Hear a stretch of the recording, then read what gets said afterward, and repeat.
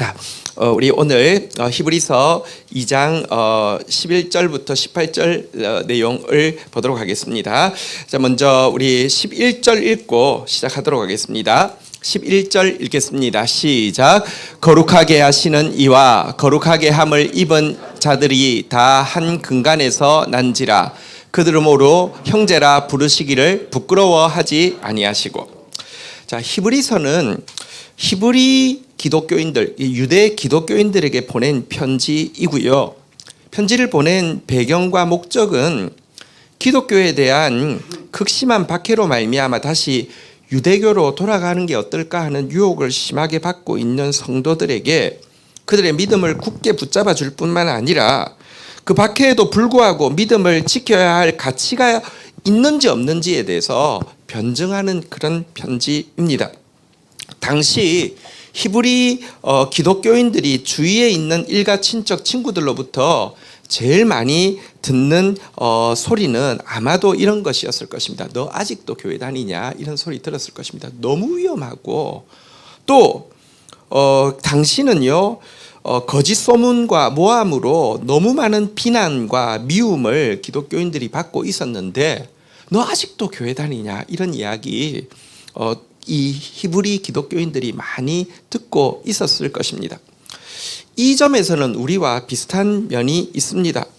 여러분, 이제 우리 주위에 있는 사람들도 우리한테 교회를 다니는 줄 알게 되면 너 아직도 교회 다니냐라고 묻기 시작했다는 점에서는 비슷한 면이 있습니다. 물론 저들은 거짓말로 모함하고 비난하고 그리고 미움을 받은 데 비해서 우리는 팩트 때문에 실제 때문에 모함 비난받고 미움 당하고 있다는 점에서의 차이는 있지만 너 아직도 교회 다니냐라는 질문에 봉착했다는 점에서는 비슷한 점이 있습니다.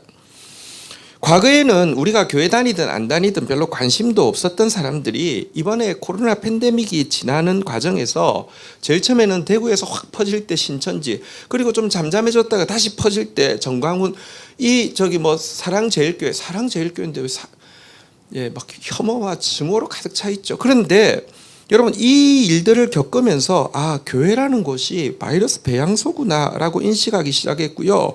우리 집 근처에 이런 위해 시설이 어디 있는가 별로 생각 없이 지나다가 여기도 교회가 있었네, 바로 옆에 교회 있었네, 이걸 보기 시작했고 신경 쓰이기 시작했고 내 직장 동료들 속에 이런 위해 시설을 다니는 유해 인물이 있는지 점검을 하고 신경 쓰기 시작해서 너 아직도 교회 다니냐 이렇게 묻는 시대가 되었다는 것입니다.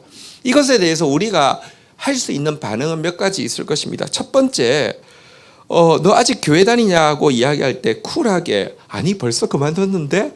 라고 하면서 응답하는 방법도 있을 것입니다. 상당히 많은 사람들이 여러분들 신앙을 떠났습니다. 하지만 이건요 아니죠. 목욕물 버리다가 아이 버린 격입니다. 사실은 많은 사람들이 참된 진리도 모른 채 주님 곁을 떠나갔지만 내가 만난 예수는요 참 생명이고 참 구원이고 참 영광입니다. 이건 너무 안타까운 일이죠.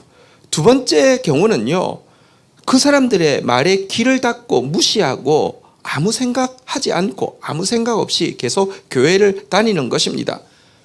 너 아직 교회 다니냐라고 묻는 사람에게 내가 교회 다니는데 너 보태준 거 있냐라고 응수를 하면서 신경 끄셈 이렇게 하고 그냥 쌩 까고 상대방 말문 막아버리고 교회 다닐 수 있습니다. 이것도 잘하는 것 아닙니다. 신자됨의 표시가 사실은요 하나는 겸손이고요 하나는 지혜입니다. 그런데 지금 신자됨과는 아무 상관없는 것처럼 보여요. 신자됨의 핵심은 겸손입니다. 우리는 자격 없는데 구원받은 사람이기 때문에 무조건 겸손해야 되고요. 또 우리는 지혜의 근원 대신 예수를 모신 사람이기 때문에 무조건 지혜로워야 되는데요. 이런 태도는요 겸손한 태도도 아닐 뿐만 아니라 이런 태도, 이렇게 아무 생각 없이 신앙생활하는 것 정말 지혜롭지 못하고 하나님은 이런 신자, 생각 없이 그냥 따르는 신자, 좋은 신자라고 하지 않고 지식이 없어서 망한다고 이야기하고 있습니다. 특별히 우리 청년들은 이렇게 신앙생활하면 안 됩니다. 세상이 아무리 비방해도 상관없이 생각 없이 신앙생활하는 거 잘하는 게 아닙니다.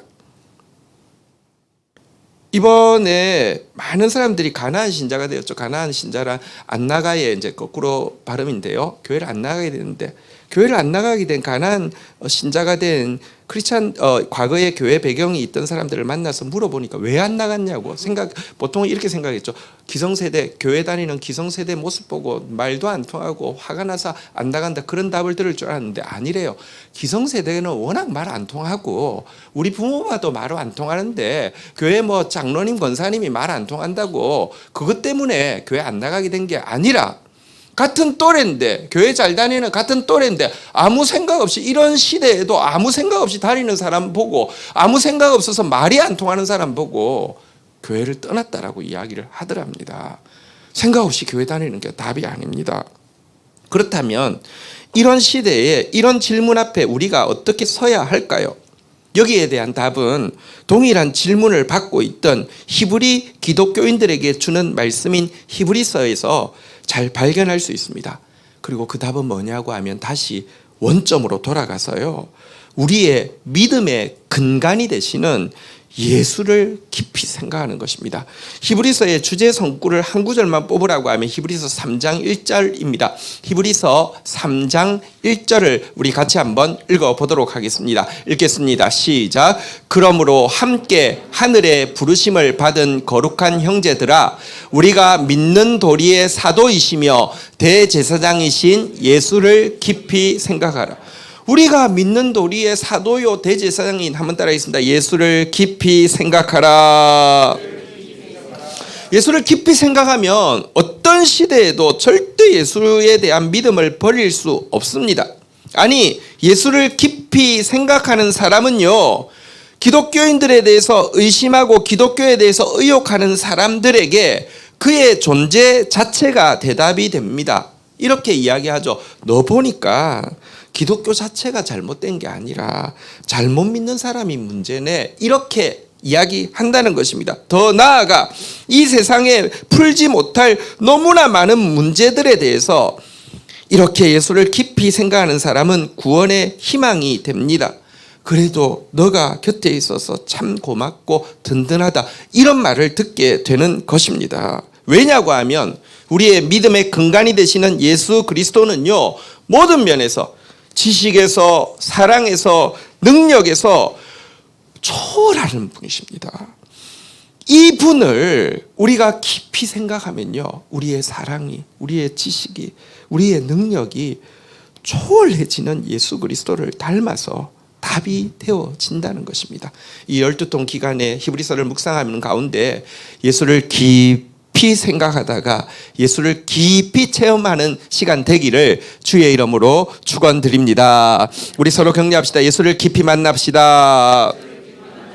자, 우리 히브리서 2장 11절부터 이제 오늘 본문이 시작되는데, 여러분 본문을 이해하기 위해서는 2장 10절부터 조금 다시 읽을 필요가 있어서 2장 10절부터 제가 설명을 시작하겠습니다. 2장 10절 읽겠습니다. 시작. 그러므로 만물이 그를 위하고 또한 그로 말미암은 이가 많은 아들들을 이끌어 영광에 들어가게 하시는 일에 그들의 구원의 창시자를 고난을 통하여 온전하게 하심이 합당하도다. 여러분, 유대 기독교인들 중에서 예수가 그렇게 초월하시다고 하면 1장에서 계속 예수의 초월성에 대해서 다루었는데요. 그런데 왜 천사보다 하등하게 육체를 입고 오셔야 했으며 범죄자나 당하는 이 고난을 받으셔야 하는지에 대한 의문을 가진 사람들이 여전히 있었습니다. 여기에서 지금 오늘 우리가 다루고 있는 본문은 예수님이 왜 성육신하시고 고난 받으셔야만 했는지에 대한 이유를 설명하는 것인데요.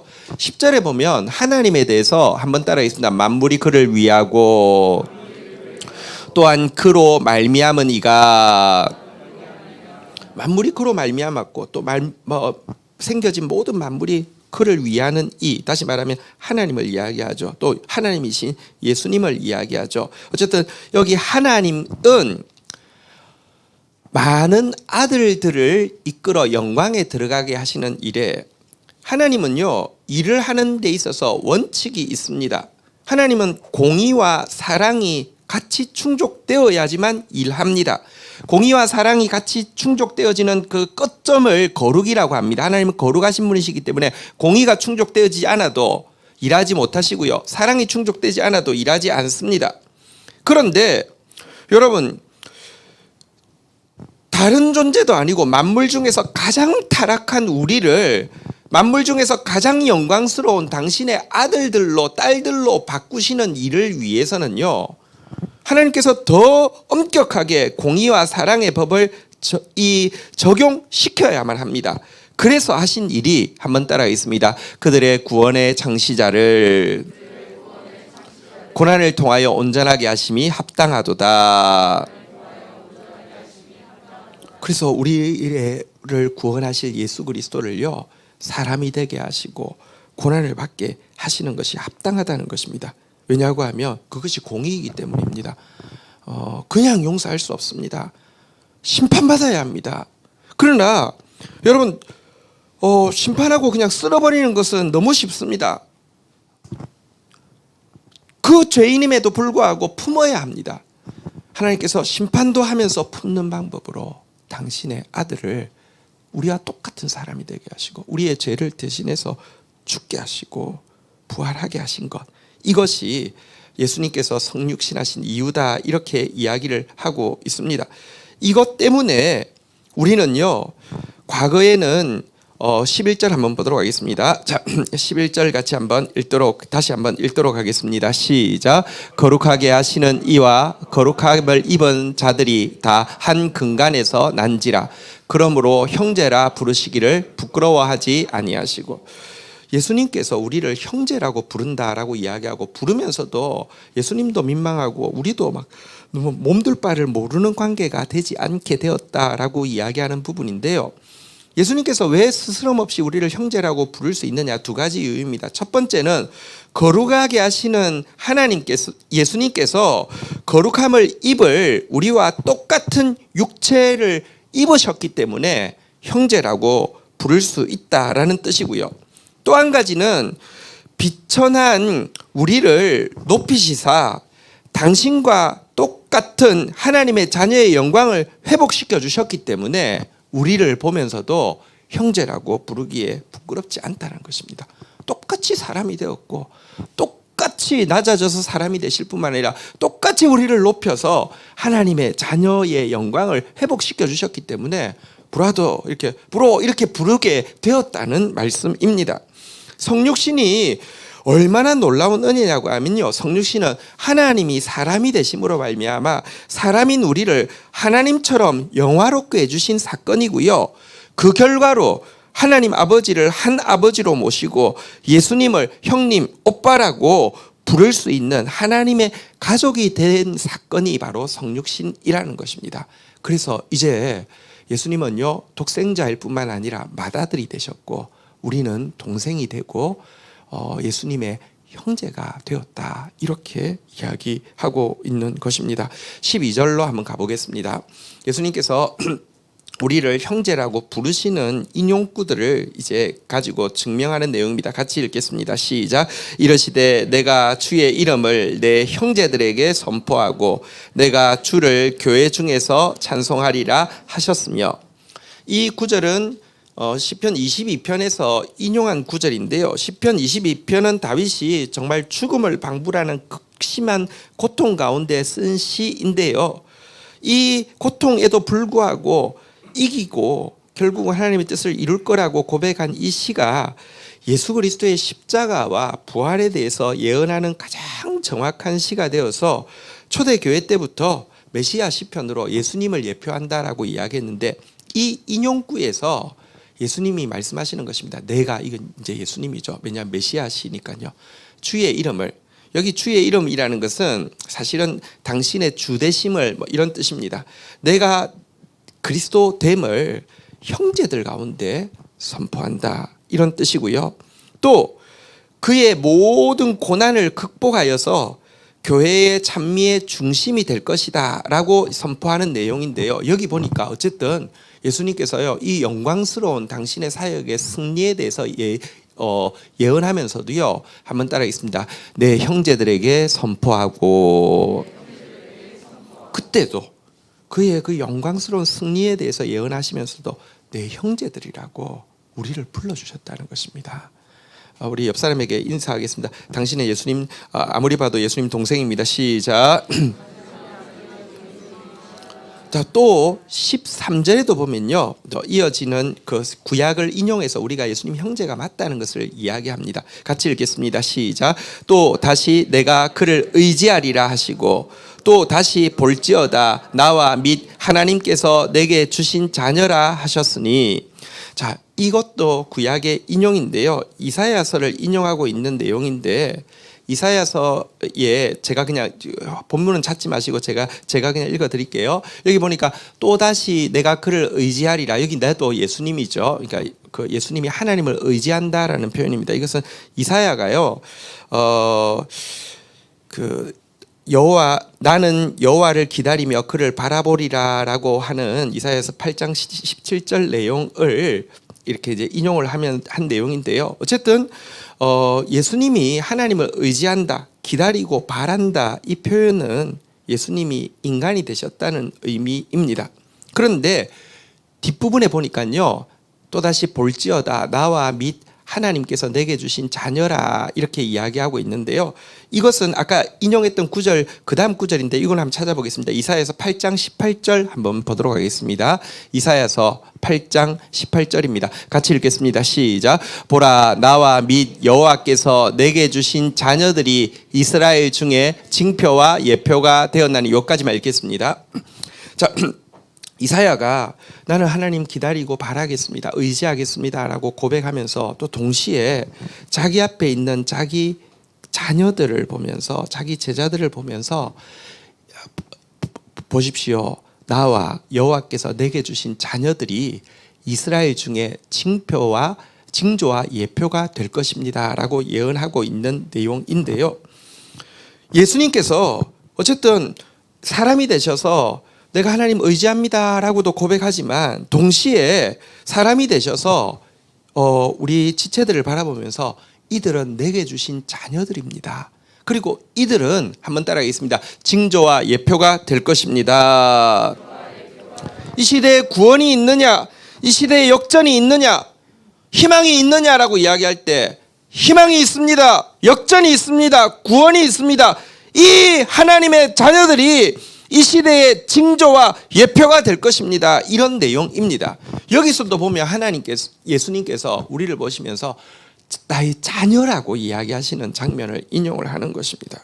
어쨌든 이런 인용들을 통해서 지금 이야기하고 있는 바는 무엇이냐고 하면, 예수님이 우리의 오빠 형님이 되기 위해서 육체를 입고 오셨다는 것이고요, 우리와 영원한 가족 관계를 맺어서 우리를 자녀라고 부르신다는 것이고요, 바로 이 일을 위해서 성육신 하셨다, 그리고 십자가에서 승리하셨다라는 것입니다. 꼭 기억하십시오. 성육신이 무엇이냐, 우리를 가족 만들기 위해서, 우리를 예수님 동생 만들기 위함이다. 그래서 우리는 이제 예수님께 나아갈 때 형님에게 나아가듯이, 오빠에게 나아가듯이, 그 최고의 오빠, 최고의 형에게 나아가듯이 나아갈 수 있게 되었다. 이것이 왜 예수를 깊이 생각하라고 했는데 예수가 누구냐입니다. 예수님은 오늘 기도하면서요, 예수님, 나의 오빠 예수님, 나의 형 예수님, 나의 가족 예수님 고백하는 시간 되기를 축복합니다. 또 한 가지 성육신의 이유에 대해서 14절 15절에서 설명하고 있는데요, 14절 제가 읽고 15절 같이 읽겠습니다. 자녀들은 혈과 육에 속하였으며 그도 또한 같은 모양으로 혈과 육에 함께 지니심은 죽음을 통하여 죽음의 세력을 잡은 자 곧 마귀를 멸하시며. 15절 읽도록 하겠습니다. 시작. 또 죽기를 무서워함으로 한평생 매여 종로로 다는 모든 자들을 놓아주려 하심이니. 예수님께서 14절 혈과 육을 가졌다, 다시 말하면 성육신을 하신 또 한 가지 이유를 설명을 하고 있는 부분입니다. 마귀가 가지고 있는 최고의 세력은 무엇이냐고 하면요, 죽음의 세력입니다. 마귀는 합법적으로 우리에게 죽음을 가지고 다스릴 수 있는 힘을 얻게 되었습니다. 왜냐고 하면요, 하나님은 공의로우신데, 공의롭다는 것은 제가 계속 이야기하잖아요. 공의는 뭐라고요? 말씀이라고 바꾸면 된다고 했죠. 말씀으로 다스리시는데 말씀의 법칙이 있습니다. 한번 따라하겠습니다. 죄의 삭은 사망이요, 범죄에는요 사망이 따르는 게 하나님의 공의입니다. 이 법칙 때문에 가장 기뻐하고 힘을 얻는 세력이 있습니다. 마귀입니다. 그래서 너 죄지었지, 너 죄인이지 라고는 딱 지적하고는 너 죽었어, 넌 지옥 가야 돼, 넌 지옥 가야 마땅해 라고 이야기하면서 우리를 계속 살아있는 동안에도 정죄하고요, 그리고 참소하고요, 더러운 것 죄인이 무슨 이렇게 참소하고는요 죽음의 공포로 우리를 확 얽어매어서요 삶 가운데 살 동안에 여러분들 죽음의 공포 가운데 살게 합니다. 15절에 보면 이런 말씀이 있습니다. 또 죽기를 무서워함으로 한평생 매여 종노릇 하는 모든 자들. 사단이요 범죄한 우리 위해서는요 왕노릇을 하는데요, 이 죽음의 공포 앞에서요 계속 한평생 종노릇하게 한다, 이렇게 이야기하고 있습니다. 여러분, 사실 이 공포라는 거 굉장한 힘이 있습니다. 어릴 때 공포로 막 딱 사람을 잡아놓으면요 평생 무기력해 가지고요 못 벗어나는 그런 거 보잖아요, 그죠? 그렇게 학대해도요 한마디도 못하고 계속 매여 있는 거 보잖아요. 코끼리가 큰데, 어린 코끼리 때 이 조그마한 맴매 하나 가지고 이렇게 하면 무서워가지고 했던 애가 완전히 산더미처럼 커져도요 맴매 하나만 딱 들면요 꼼짝 못하는 것이 공포에 이렇게 짓눌려 있기 때문인데요. 우리가 죄의 삭은 사망이라는 하나님 법칙이 있고요, 그 법칙이 있는 상태에서 지옥으로 갈 때 전까지도요 계속 이 법칙 가지고요 공포를 심어주고, 이 공포 앞에서 아무것도 못하고 종노릇하면서 마귀 시키는 대로 하는 게 인생입니다.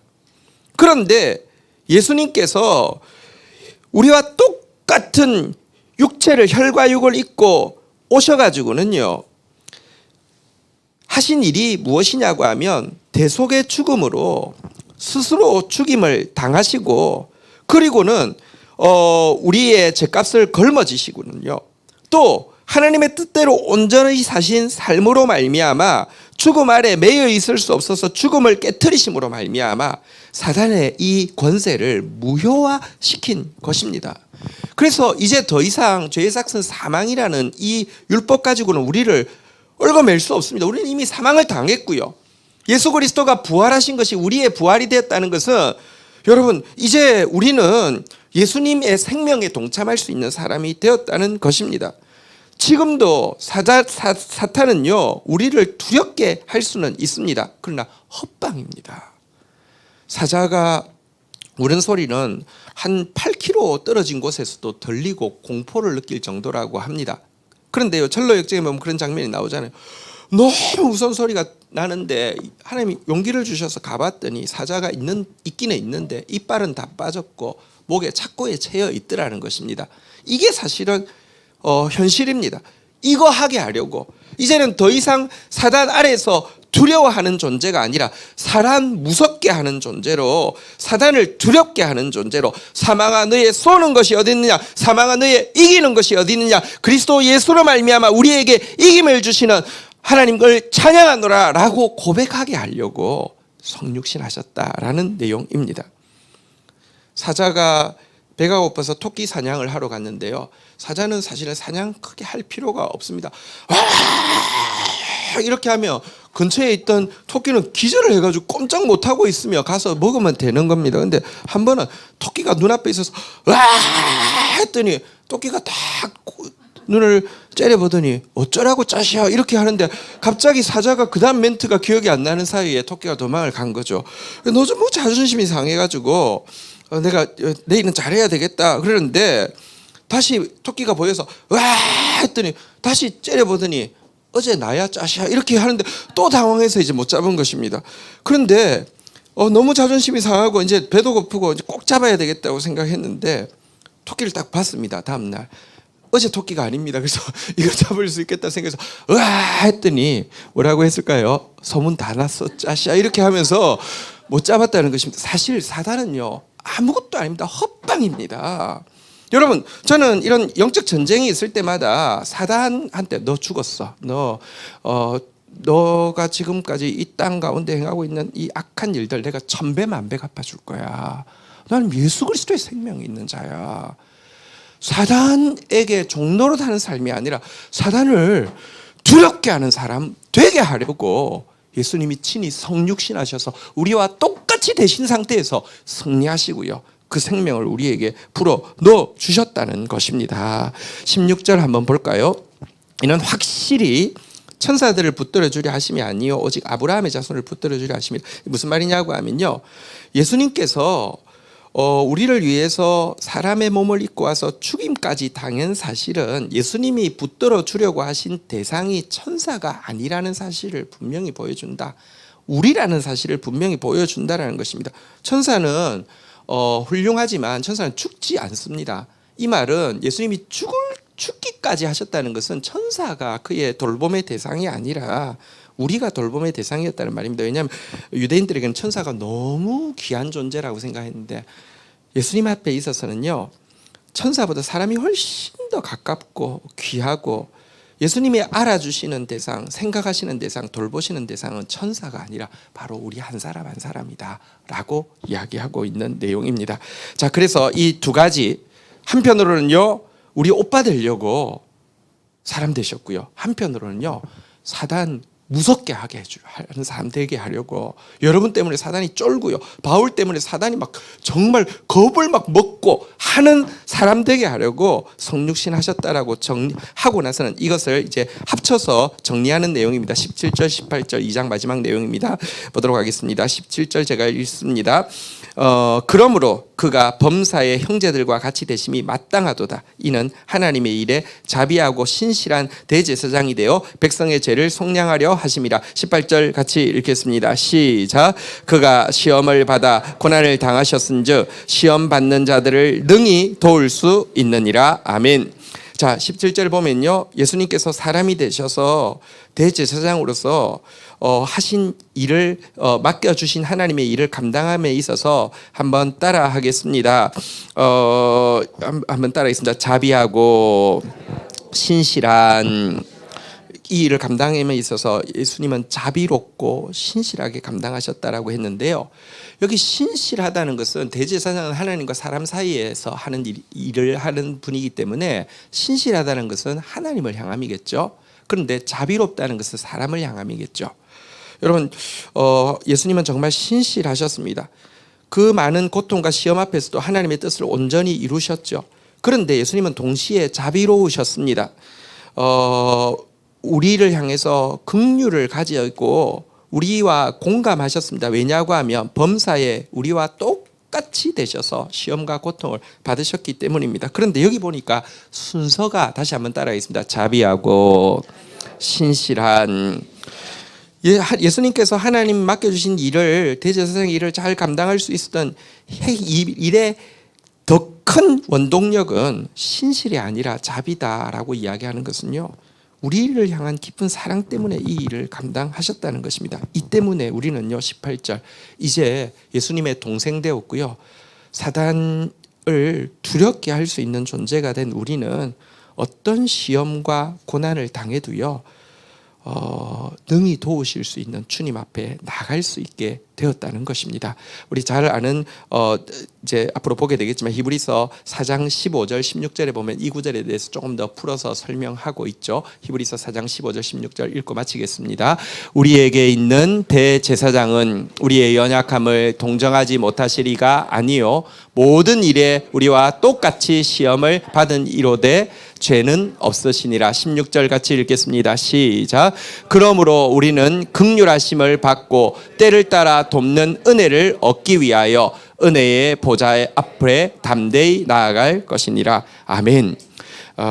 지금 이제 우리는 은혜의 보좌 앞에 담대히 나아갈 수 있는 자격을 얻었고요, 은혜의 보좌 앞에 담대히 나아가려고 하나님 앞에 나왔습니다. 우리 내가 구할 새끼 염소가 무엇인지 아시죠? 맏아들이 나한테 염소 새끼 한 마리도 안 잡아주셨잖아요 이렇게 이야기했는데 잡아주십니다. 이번에 염소 잔치가 벌어질 것입니다. 여러분들의 기도 제목 가지고 저도 중보하고 세레스도 또 기도하고 나갈 것이지만 여러분들 자비하신 주님 앞에 나아가서 부르주십시오. 오빠에게 부르주십시오. 그리고 그 힘으로 사단을 향해서요, 지금까지 종도를 했다고 억울하지 않습니까? 이제는 더 이상 그럴 사람이 아닙니다. 사단이 온 사회 가운데 정말 지랄 발광을 하고 있는 이 시대에 하나님의 사람들이 나타나야 합니다. 성령의 능력으로 그 일 감당할 수 있게 해 주실 것입니다. 우리 오늘 주신 말씀 붙잡고 우리 주님 앞에 나아가서 기도하는 시간을 가지도록 하겠습니다. 함께 우리의 오빠이신 주님, 사단의 머리를 깨뜨리시고 이제 사단 위에 왕노릇하게 하신 주님 앞에 우리의 기도의 제목들 다 가지고 나아가서 심정을 통하면서 주님 앞에 기도하는 시간 가지도록 하겠습니다. 우리 한번 반주해 주시고요. 우리 한번 주의 이름 3번 크게 부르고 기도하며 나가겠는데요. 뒤에 불을 조금 정리해 주시고요. 같이 기도하며 나가도록 하겠습니다.